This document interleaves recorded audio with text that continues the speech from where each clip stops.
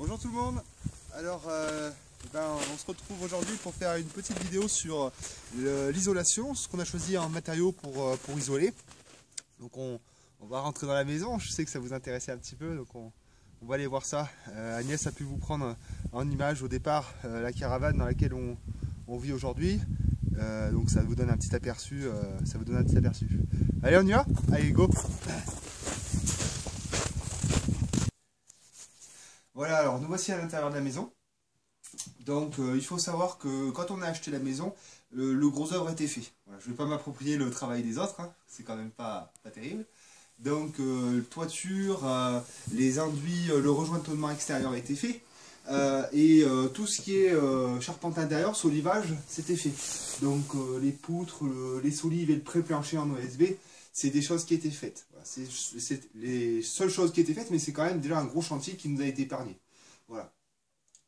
Nous, ce qu'on a fait déjà, c'est alors on a commencé par casser une vieille dalle béton qui était au sol, donc cassé au marteau-piqueur, enfin un gros boulot. On a redécaissé et on a refait une dalle propre et ensuite on a pu installer notre isolant. Le fait de décaisser donc, nous a permis d'avoir un petit peu plus de hauteur pour mettre notre isolant. Donc c'est ce que je vais commencer par vous montrer. Donc on va pouvoir le voir ici, puisque c'est là que sera la cuisinière à bois. Donc pour placer la cuisinière à bois, il faut qu'elle soit sur un socle qui soit solide. C'est pour ça qu'ici on n'a pas mis ni d'isolant ni d'OSB. Et qu'on va faire, on va enlever cet assaut là et on va mettre en briques réfractaires. Et on va aussi faire un carcan en briques réfractaires autour de la cuisinière pour que ce soit plus esthétique et aussi parce que ça va se faire une masse d'inertie qui va se diffuser, donc la chaleur va s'imprégner dans les briques et va se diffuser ensuite plus longtemps dans la pièce. Voilà. Donc là on peut voir ce qu'on a choisi comme, comme matériau pour faire le sol. Donc on a notre dalle béton, celle que je vous dis qu'on a faite juste après avoir cassé l'ancienne et décaissé. Ici on a c'est du 40 en mousse polyuréthane avec un felsigne alu. Donc c'est un produit qui est généralement utilisé pour les gens qui mettent des planchers chauffants. Mais bon, c'est une isolation, c'est un matériau isolant qu'on peut utiliser aussi pour plein d'autres applications. Nous on l'a utilisé comme ça. Déjà un premier littelage qui est fixé avec des équerres. Ça nous permettait justement de remettre de niveau. Parce que parfois cette dalle, elle n'était pas forcément de niveau. Donc le fait de mettre ces équerres, ça nous permettait de jouer et donc de faire un littelage propre et de niveau. Ensuite, donc, comme je vous expliquais, de la mousse polyuréthane entre chaque montant, enfin, entre chaque tasseau. Puis un frein vapeur de la marque Intello. Et ensuite notre OSB. Voilà. Pour ce qui est du sol, voilà. Si vous avez des questions, n'hésitez pas, j'y répondrai dans les commentaires, il n'y aura pas de souci. Alors, pour ce qui est du choix de la mousse polyuréthane, effectivement, c'est pas ce qu'il y a de plus écologique. Pour ce qui est du sol, j'avais peur d'utiliser d'autres matériaux. Alors, je pense que le liège aurait pu faire l'affaire, je pense. Mais il offrait peut-être pas la même résistance thermique que la mousse polyuréthane. C'est pourquoi mon choix s'est dirigé là-dessus. Justement, en parlant de matériaux écologiques, la plupart des choses ont été faites avec des matériaux, on va dire, sains. Il y a ça qui peut être discutable, et il y a une autre chose qu'on a fait qui peut être discutable aussi, c'est l'utilisation de multicouches. Alors le multicouche, je dois en avoir dans un coin. Tu sais où il est toi, des fois? Non. Attendez, on va le trouver. Non, toujours pas. Boum! C'est la magie du pas montage. Nous voici en haut cette fois-ci.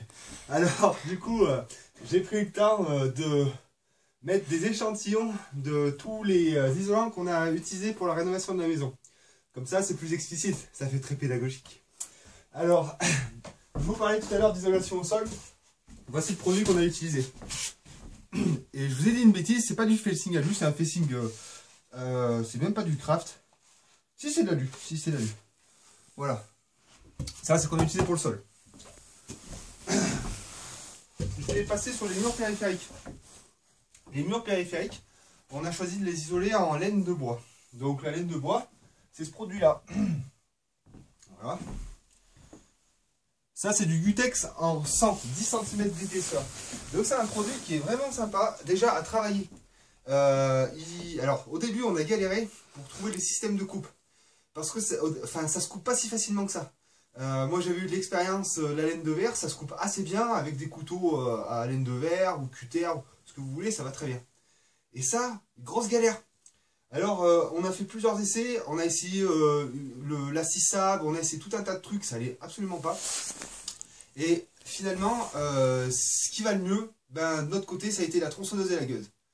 Alors, c'est un peu bourrin, mais alors, c'est parfait, ça vous fait des coupes nickel et tout. Alors, effectivement, c'est un outil thermique, à l'intérieur, c'est pas l'idéal. Vous pouvez utiliser des scies crocodiles, donc c'est la même chose, mais en électrique. Donc ça, vraiment, si vous avez des grandes surfaces à isoler en laine de bois, louez, investissez, mais prenez ça, ça va vous permettre de faire des coupes nickel et vraiment ne pas vous faire chier. Vous pouvez aussi, pour vous faciliter les coupes, quand c'est des grosses épaisseurs, avoir recours au chevalet de coupe. Donc ça, c'est très cher, peut-être que ça se loue, il faut voir. Je sais que Kevin et Salomé en ont fabriqué un, et ça, vraiment, ça peut vous rendre service. Voilà, c'est pour ce qui est de la coupe du Gutex. Donc, c'est avec ce produit qu'on a fait les murs périphériques, donc en 100. On a utilisé des montants en bois, en douglas, qui font 10 par 10, donc 10 cm par 10 cm, qu'on a traité avec, non pas du sel de bore, mais du Wood Bliss. C'est un produit qui permet justement de protéger le bois en le rendant invisible pour tout ce qui est nuisible.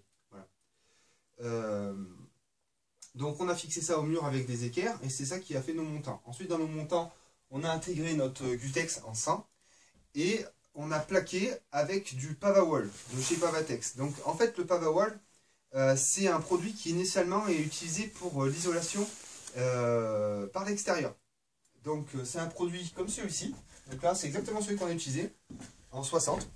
Voilà. Voilà. Donc il est rainuré et bouffeté. Voilà. Donc c'est alors rainuré là non puisque c'est une chute, mais il l'est. Et donc il s'imbrique l'un dans l'autre. Et puis c'est un produit qui est vraiment costaud quoi. Donc on a utilisé ça pour faire l'habillage de nos murs. Alors ce panneau il a la propriété d'être alors il peut être enduit donc avec différents procédés. Là-dessus on n'a pas encore on vous fera un retour sur nous ce qu'on a choisi comme procédé pour l'enduit. Ça se fera au printemps. Je sais que le franchement comtois, lui, il était sur des blocs de chanvre et il a utilisé un mélange de chaussable pour faire un gobetti, un primaire d'accrochage. Après, nous, on va voir ce qu'on va utiliser, c'est pas encore défini. Voilà. Ce qu'on sait par contre, c'est qu'on va se tenter à faire un enduit de finition avec de la terre. Donc, on va certainement, dans une prochaine vidéo, toujours au printemps, vous faire un petit retour sur la fabrication d'un enduit terre et vous donner, vous montrer, quoi, enfin, vous dire déjà si ça a marché, et puis vous montrer le résultat si ça a bien fonctionné. Voilà. Et d'ailleurs, pour ce faire, eh bien, on va sans doute fabriquer un tamis, et on va pomper le système de la hermétique. Donc merci à eux, ça va donner plein d'idées, et je pense qu'on va faire un truc comme ça pour tamiser notre terre. Pour ce qui est de l'entourage des fenêtres, enfin l'encadrement des fenêtres, les joues des fenêtres, évidemment le 60 est trop épais, donc on a pris la plus petite épaisseur que vendait Pavatex, donc c'est du 40, donc ça c'est ce qui a permis de faire les joues. Donc Agnès, si tu veux bien montrer vite fait l'habillage en Pavatex. Voilà. Donc après, vous dire si c'est facile à enduire, ça sera dans le futur, hein, dans la prochaine vidéo. On vous fera un retour quoi, sur ce que ça a donné, et si ça a été la grosse galère ou pas. Ça, c'est à voir. Voilà. Donc là, on a fait le sol, les murs périphériques, c'est pas mal. Et bien, on va faire les cloisons intérieures. Alors, les cloisons intérieures, on a fait une armature rail placo et montant. Alors, c'est quelque chose qu'on regrette un petit peu. Il aurait peut-être fallu, et ça aurait été mieux en tout cas, d'utiliser des tasseaux 6-4. Parce que quand on a mis notre finition, donc c'est un douglas, un parquet en 3e choix. Quand on a mis notre finition, mais il a bien fallu visser dans les montants. Et les vis restent apparentes. Donc on a utilisé des vis noires placo qui sont pas trop dégueulasses, Et on a fait un pré-perçage et on a fraisé. Ça, c'est pas trop sale. Mais le fait d'utiliser une armature bois nous aurait permis d'utiliser un pistolet à clous. Ça aurait été peut-être allé plus vite et en tout cas, on aurait eu une finition qui aurait été complètement discrète. Ce qui n'a pas été le cas. Pour l'isolation phonique, on a été originaux. Ça nous a pris comme ça. Avant, on était dans une maison qui était construite en paille. On était assez contents. Et on s'est dit, on va essayer de réutiliser ce matériau. Surtout qu'il est pas cher. Et nous, accessible, puisqu'on est vraiment à la campagne. Et, il y a des tas de paysans qui font leur foin et leur paille. Donc, on n'a pas de problème d'approvisionnement. Donc, ce qu'on a fait, pour pouvoir l'utiliser en tant qu'isolant phonique, chaque mur est composé d'une face montée à l'horizontale et d'une face montée à la verticale. Donc là, vous voyez, là, on a une face qui est à la verticale. Derrière, l'envers du mur est à l'horizontale. On commence par la partie verticale. On l'habille entièrement, on fait passer nos prises, tout ça. Et ensuite, quand on arrive derrière, eh bien là, on monte à l'horizontale. Et le fait de monter à l'horizontale nous permet de bourrer en paille facilement. Et de bien la tasser et de monter au fur et à mesure. Et c'est beaucoup plus pratique. Alors moi, j'aime bien le fait de changer d'une pièce. Même dans une pièce, s'il y a un mur qui est à l'horizontale et l'autre à la verticale, moi je trouve que c'est assez esthétique. Par contre, ce à quoi on a fait attention, c'est le mur qui va être le plus grand, de le mettre à la verticale. Parce que visuellement, c'est plus intéressant. Sinon, ça nous ferait un mur de 3 km en le mettant à l'horizontale. Et le mur le plus petit à l'horizontale, justement pour jouer sur la longueur, visuellement toujours. Voilà. Donc ça, après, les goûts, les couleurs, moi ça me paraissait cohérent de faire ça pour éviter d'avoir quelque chose qui visuellement pourrait être choquant.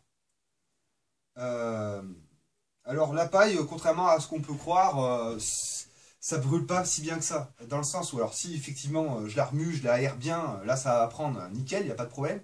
Par contre, de la paille compressée, je vous mets au défi de la brûler. La surface va prendre, mais l'intérieur ne prendra jamais. Et vous pourrez retrouver des tests, d'ailleurs, je crois, sur Internet, mettre une lampe à souder dessus, ça ne prendra pas, quoi. C'est c'est une idée reçue qui est de moins en moins acceptée par le grand public, parce que on en a quand même pas mal parlé de toutes ces maisons en paille. Donc je pense qu'aujourd'hui, on a moins d'appréhension vis-à-vis de ce matériau. Pareil pour les souris, hein, des souris... si vous en avez dans de la paille, vous en aurez dans la laine de verre, dans la laine de roche. Les nuisibles, c'est les nuisibles. Une maison est de toute façon investie tôt ou tard par ce qu'on appelle des nuisibles. Et pas plus avec la paille qu'avec la laine de verre. Voilà. Après, par contre, ne faites pas n'importe quoi. Je veux dire, nous, notre l'électricité est passée proprement, c'est gainé, c'est fait dans les normes. Voilà, donc il n'y a pas de raison que ça surchauffe et que ça prenne feu. Mais ça, après, voilà, ça fait partie du domaine de l'électricité et ça, c'est autre chose. Et par contre, là-dessus, soyez vraiment vigilants sur ce que vous faites. Voilà. Je vais terminer sur la toiture parce que la vidéo est déjà assez longue. Donc, je vais terminer sur la toiture. Alors, en toiture, j'aurais, dans mon idéal, j'aurais aimé faire une isolation par l'extérieur, en sarking. Donc ça, pour moi, c'est le top.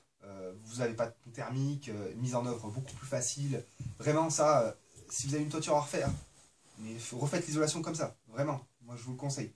Voilà. Alors, nous, la toiture a été faite, on n'avait pas tout détuilé pour faire une isolation, hein, quand même. Donc, on a fait une isolation sous toit. Donc, on a commencé par mettre ce dont je vous parlais tout à l'heure, donc c'est du multicouche. Alors, je sais que c'est discuté. C'est discuté, je vous ferai un retour dans le temps si on a des problèmes, j'espère que non. Alors le multicouche, voilà, c'est deux couches d'alu, un peu style couverture de survie, avec un petit centimètre de laine de verre dedans. Voilà. Ça a la propriété d'agir un petit peu justement comme une couverture thermique, c'est-à-dire que ça permet de garder un peu la chaleur à l'intérieur, mais aussi en hiver de réfléchir la chaleur qui arriverait, en été, de réfléchir les rayons du soleil qui arriveraient sur la toiture. Voilà, alors, je vais... oui, excusez-moi. Après, donc, on a mis ça, donc les raccords sont avec un scotch alu, on fait ça proprement, donc il faut laisser une lame d'air, le mieux c'est de laisser une lame d'air des deux côtés, en fait. Donc nous, on a agrafé ça sur chevron, et après on a fait un autre littelage avec des petits tasseaux, et qui laisse une laminaire de 2 cm. On n'était pas obligé parce que sur une de ces faces, ce produit peut être collé à un autre isolant. Mais nous, on a préféré quand même faire une aération de chaque côté. Après, en dessous ça, on est allé sur de la laine de bois. De la laine de bois en 240. Donc même produit que celui-là, sauf plus épais. On a posé ça et ensuite eh bien, on a fait de nouveaux alittelages et un lambris. Je vous montre On a mis ça l'intello aussi. Comment? On a remis l'intello. Ah oui, bien sûr. Et effectivement, encore après ça, on a mis notre étanchéité à l'air, donc toujours l'intello, de manière à... Alors c'est un frein-vapeur. Frein-vapeur, pas par vapeur, frein-vapeur. Il est perspirant. Voilà. Pour ce qui est de l'isolation de la toiture. Si vous avez des questions, n'hésitez pas, j'y répondrai avec plaisir, il n'y a vraiment aucun problème. S'il y a des choses que vous voulez voir aussi en termes d'isolation que je n'ai pas montré, toujours, n'hésitez pas, il n'y a pas de souci.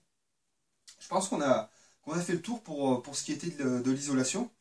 Je vous ferai une prochaine vidéo dans quelques temps. Je définirai le sujet, je vous mettrai le sujet de la prochaine vidéo dans la description. Voilà, j'espère que ça vous aura intéressé. Si vous avez des questions, je me répète encore, mais n'hésitez pas, j'y répondrai avec plaisir. Je vous souhaite une très très bonne journée.